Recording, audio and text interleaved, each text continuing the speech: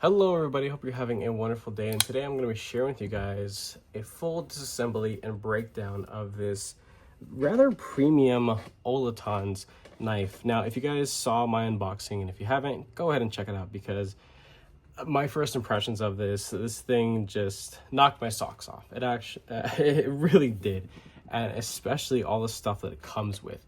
Now, I love a nice unboxing experience and presentation, but companies really can't put too much stake in that kind of stuff because it makes you wonder, well, it's cool, it has this and that and the other, and the packaging and stickers and that, and but is the knife even good?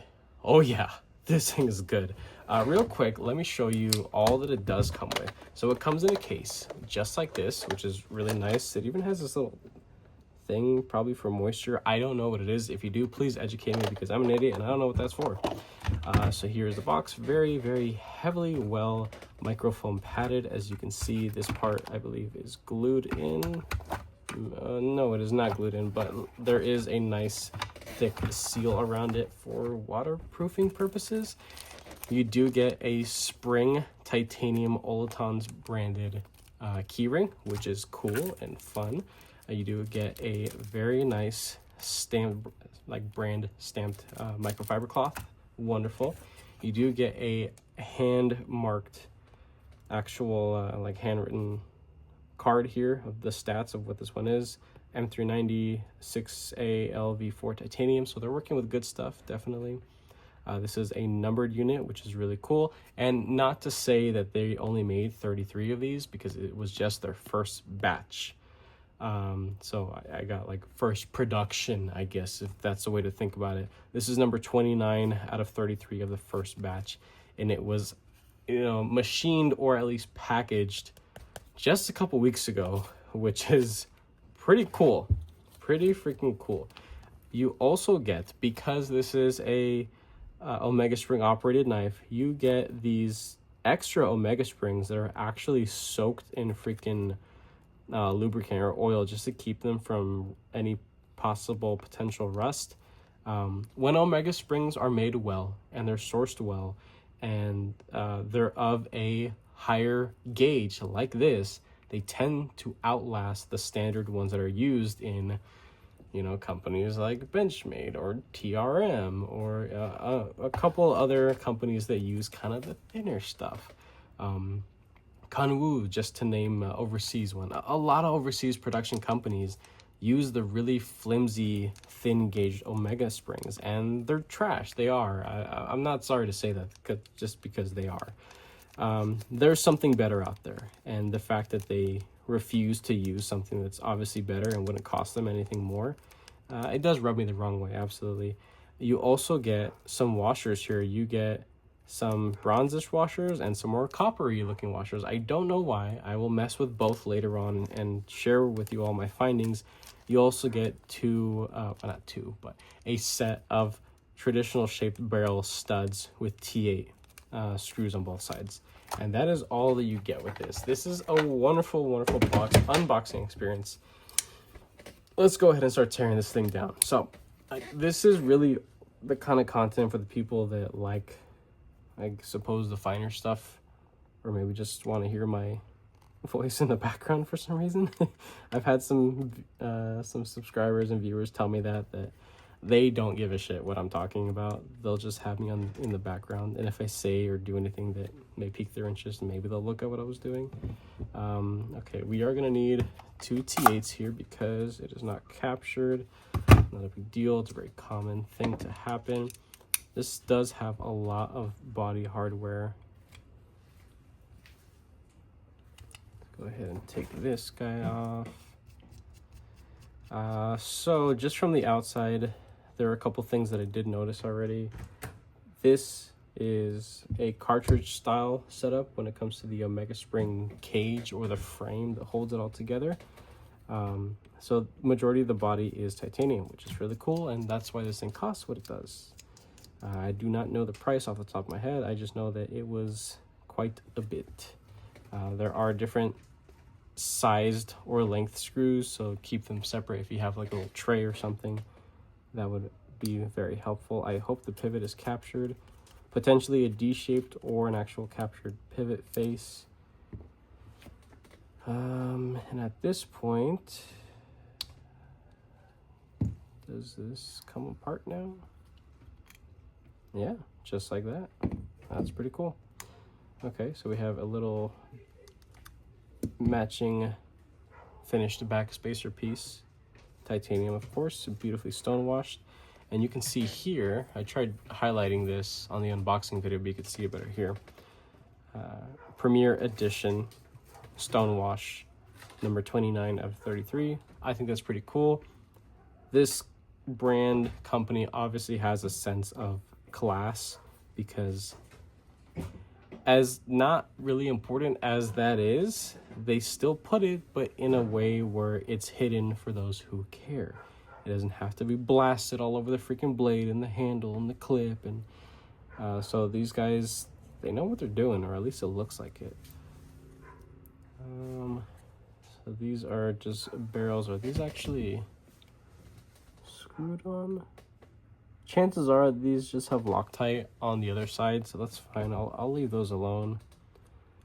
Let's go ahead and take off this other side real quick. And then I'll even test to see if the hardware that they're using is titanium, because that would absolutely make the price make a little bit more sense. So it is a full D-shaped barrel, actually. And let's see if we could rip that out. Take a look at that. So we do have multi-row or staggered ceramic bearings in a Teflon cage. That is pretty sweet right there. A little closer look at how they finished the blade here. Oh, there's some random gunk on this cloth.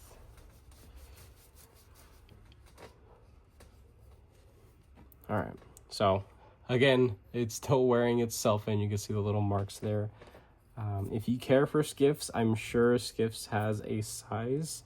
I'll read the chart right now. I have my little tool, and hopefully they have some on the site.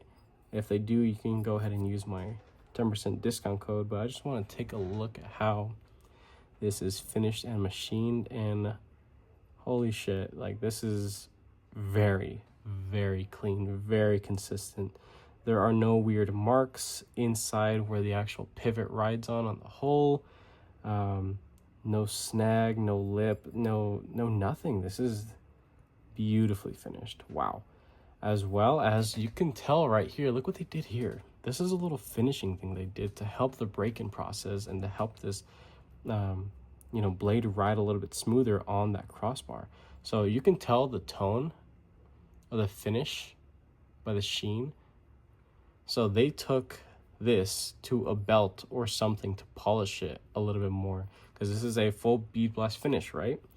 And they went and hit this thing on a belt or something just to smoothen it out, so that way you don't have to work past the stonewash finish. You're actually working on a very light polish over a stonewash finish. This still needs time to break in to be as drop shotty as any average crossbar locking knife. But again, taking a look at how this thing is done, that is very impressive. And while we have this here, let me go ahead and pop out this stair step stud right here. The studs here are very reminiscent to, I believe, the Microtech Amphibian stud. I've never held that knife, and I probably never will.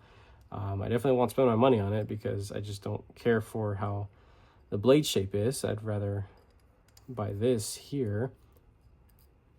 But yeah, look at that. There's some weird little holes. Oh, that's cool. All right, so there's a little nub right there that corresponds with the little dent right there, or little milled out spot, and you can have it sit in there. That's neat.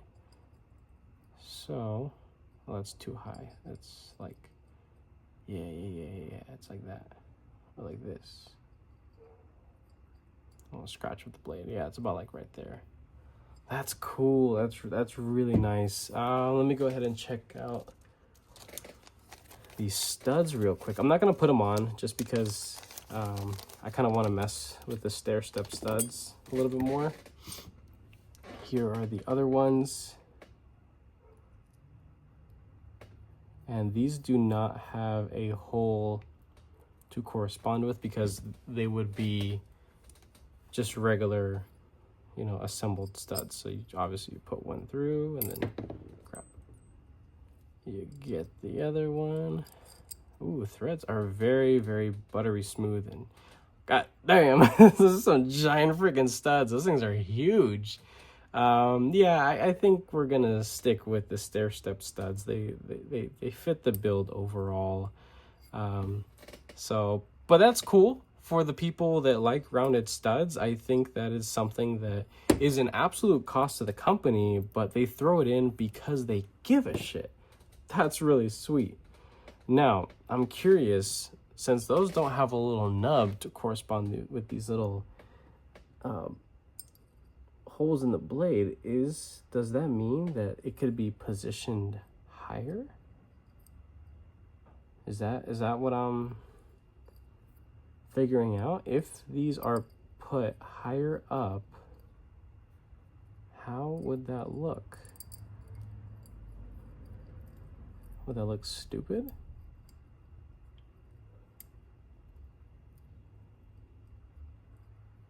Would it? I don't know. I don't think it's actually even going in. Oh, you know what? This is technically for the other side because this is actually a design that favors one side versus the other because you can't flip the clip. So, that's really weird. I don't know why there are two different little holes. Like, you would think that you can angle one higher. You can. No, is this for like a wave feature? Okay, I gotta, no way they thought of that. Let me try this real quick. That's wild. Okay, and it holds in place. This might be a crossbar locking knife, a premium crossbar locking knife with adjustable stair step studs. That's a mouthful that you can wave out.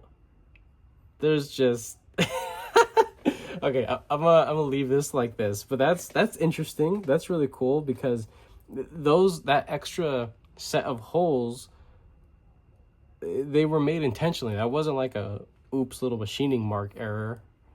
No, that was intentional. Is this really what it's meant to do? It could be. I don't know. Nothing on the site or on the Amazon listing would suggest that that's what it's for.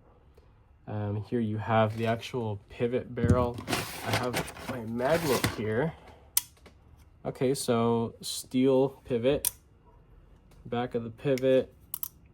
Yep, and all the hardware that they're using is steel. Not a big deal. Not a big deal. Let's pop this side out right here. Well, I suppose we don't really need to, but I just wanna check it out. It's a little snug. Can I, please? Something's, oh, it's just really, really tight fitment. That's impressive. Wow. Okay, so this thing's a little juicy, as to be expected. All right, brand new knife, overseas production. I mean, even US stuff comes a little wet. You know, lubricant wet, not actual like water, moisture to get all rusty or whatever. Definitely not to confuse that. But full D-shaped on the one side to capture. That's very nice. Yeah, so the cartridge is steel. Here are the robust Omega springs. I'm just gonna pop one off to show you guys. And let me get a standard size Omega spring just to show you what I was making a big stink about. Olatons, I think I think you're really onto something, and I really think that you're gonna go pretty freaking far, because if you keep this up, you're gonna blow everybody else out of the water. Look at this. Now, I don't have something to exactly measure it, but there is a difference in gauge thickness, and it is so small, it could not result in a price difference, but in a feel difference, in what the customer actually feels. It's a good percentage increase. So that's why. These probably belong to a Kaiser I had previously. And while I have my drawer open, let's go ahead and do a Skiff card reading. I gotta place another order with Skiffs. I'm running out of stuff.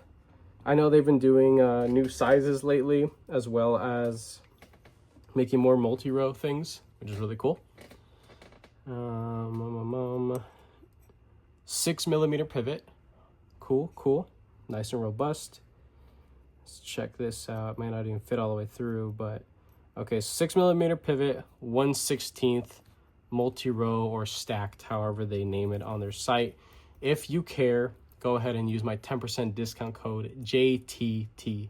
That'll save you 10% off your entire order and definitely helps support the channel. It is the smallest and the easiest way to help support the channel. So there is that. Now, not to say that there's anything wrong with these, because there absolutely isn't. But Skiffs are always better. I live and breathe by that, genuinely. And not because I make commission. I'm talking like I make sense off of it. Like it's not a whole lot. I just care to promote them because I genuinely love their product. And I have been using Skiffs for a very long time. Well before I ever got any sort of, I guess, commission or of promotion and stuff like that. So, but that is pretty much it as far as the disassembly. I'm going to go ahead and slap this thing together. It was very easy to take apart, so it should be pretty easy to put back together. We'll come back in just a sec. Alrighty, and we're back. So I get it, this looks a little ridiculous like that, but hear me out. This thing went together perfectly. Stupid easy to get this thing back together. If you've taken apart any sort of either US production or Chinese production Omega Spring operated knives, this has got to be one of the simplest, one of the best executions of a crossbar lock knife. You of course have nice action, incredible up and down solidity, side to side as well, and you can crank down the pivot because it's running on bearings. And while it does offer washers, I'll mess with those at a later time and report my findings, in a later video. But okay. that it keeps your thumb back, definitely, and you can't push them down any further. They won't go down because there was that secondary little hole, right? So this is like a super locked in tactical. Let me just see real quick if this thing could actually be waved out of the pocket. Hold on, just give me I got junk in my pockets, and I have my work pants on right now. They're like sports slacks, so they're pretty thin. Let's see. Oh my god. Okay, let me figure this out. I gotta turn around the camera or whatever. All right, let's try this out. So as you can see, my pants are like really thin. They're like slack kind of pants, but stretchy. Let me see if I could. That's so awesome. It's so cool. All right, let's just. Oh, that is stupid easy. Holy crap. And as odd as it looks, being pushed back, it's still comfortable. Like this is a pretty like sweet. I don't know, it's a freaking tactical bullshit. I'm not like that, but even still, it's still super easy to deploy once it's out. That's dummy easy to do, even on these pants. I gotta stretch the clip out a little bit, but I suppose this is a good opportunity to show you guys how this thing looks like in the pocket. It's nothing crazy. It looks good. Little lanyard hole sticking out, whatever. beautiful. That is just, holy hell, that's awesome. Chances are, a lot of the other content creators you're going to see probably not going to give this thing the time of day that it really deserves. So I hope this actually gets to some people that like this kind of stuff, because that's awesome. The overall build quality, the fit and finish, like, come on. They genuinely thought about so many things here. The ease of disassembly and maintenance, the way that they put stuff on the inside. Look at the blade. It is completely sterile. You can appreciate the silhouette and design. The only thing that's there is just Bowler M390. I mean, if this is of the industry heat treatment, I don't even care. This thing has so many good features, so many cool things, and the execution is so well done that, and man, those Omega Springs, they just make a world of a difference, with how much stiffer they make this knife feel. And it is still breaking in, so I'm working against the resistance of that little polished finish that they left on the tang of the blade there. But I just can't get over that. That is just freaking. Can I do this? One of those? No, my pants are too slick. I can catch on like the stitch seam. Well, I mean, this might be a little bit more difficult to accomplish when the washers are installed. I think this is really a feature that is highlighted best with Omega Springs, but this is also a good angle to show you guys how this thing, like, giving a little flick of the wrist, you can get it out. It's still very well possible, right?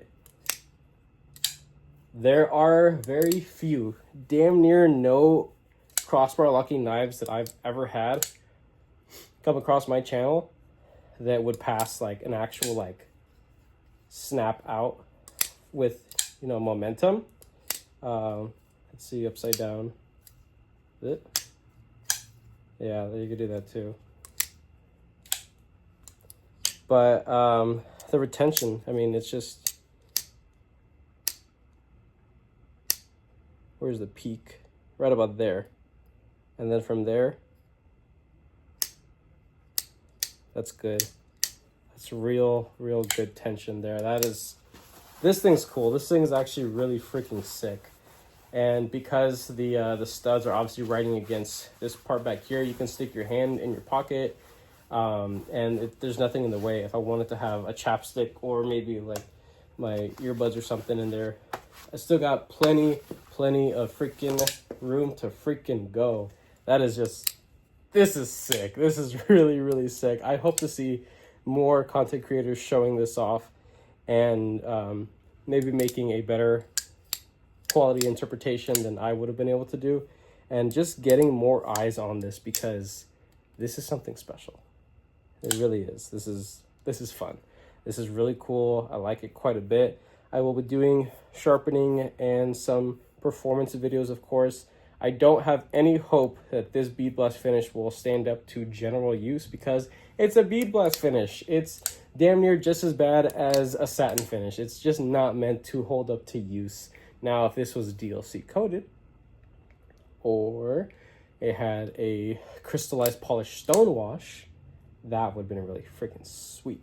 But, you know, this is the one that I chose, of course, the user edition. And they have like a black and gold variation. I don't know if the black one has a DLC coated blade. It may be PVD. Not 100% sure, but I will link down everything that I can in the description.